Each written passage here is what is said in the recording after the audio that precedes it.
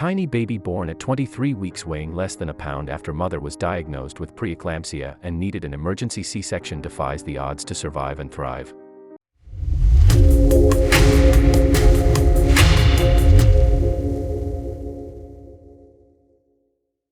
Who among us does not like children entering his life?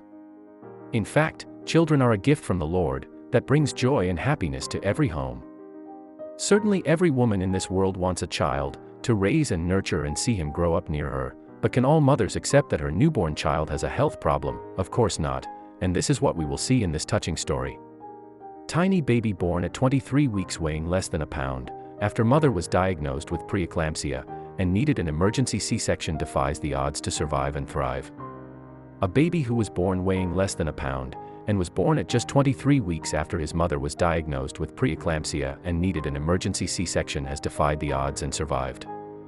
Jessica Doxey, 30 years old, was taken to hospital when she was just 23 weeks pregnant and diagnosed with life-threatening blood condition pre-eclampsia, the cause of which is unknown.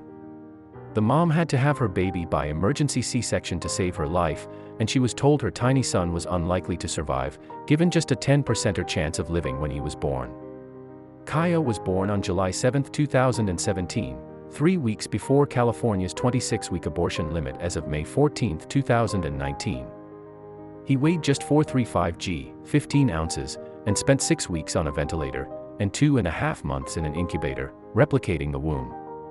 On November 13, 2017, he came home, a few weeks before Christmas, weighing 8 pounds 15 ounces and aged 4.5 months.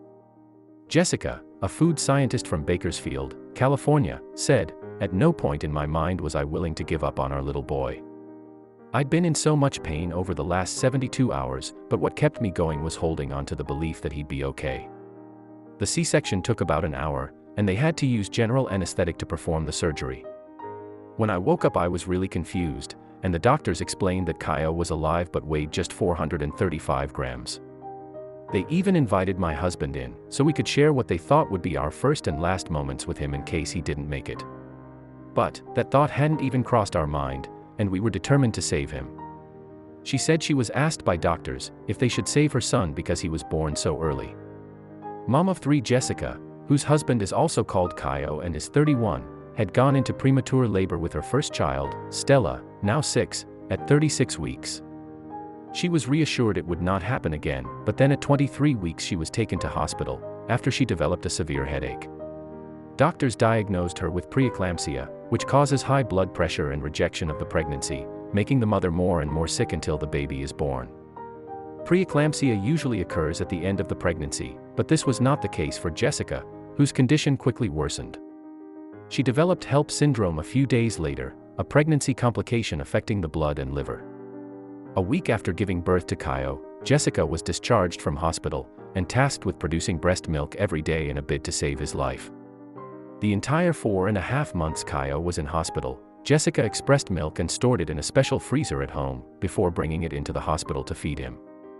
Kaio, the little miracle, became stronger and stronger with time, and his mom and dad visited him around the clock, praying their son would pull through. Now 4, Kaio is thriving. Jessica is telling her story to raise awareness. She wants to let other mothers who have premature babies know that it is not their fault. Jessica says they should not blame themselves. Jessica said, "For weeks it felt like it was my fault because it was my body. It felt like my failing, and it's hard to let that go when you're watching your child suffer. When you're in that situation, every good thing that happens you're afraid to enjoy it. Being at home whilst Kaio was in hospital, it felt like my heart was in a different place. Often it would be 4 a.m. and I'd suddenly panic and feel the need to be with him, so I'd rush to the hospital." Jessica is also telling her story ahead of an upcoming abortion case which is being heard by the Supreme Court on December 1st.